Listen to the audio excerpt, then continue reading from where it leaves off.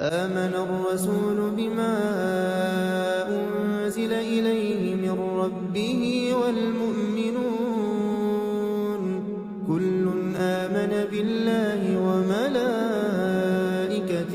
وكتبه ورسله لا نفرق بين أحد من رسله وقالوا سمعنا وأطعنا غفرانك ربنا وإليك المصير.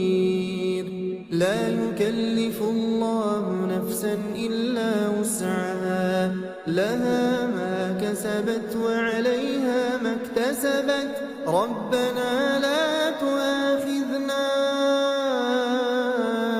إن نسينا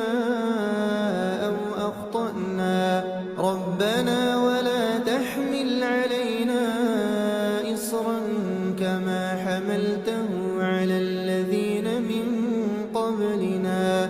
ربنا ولا تحملنا ما لا طاقة لنا به واعف عنا واغفر لنا وارحمنا أنت مولانا فانصرنا على القوم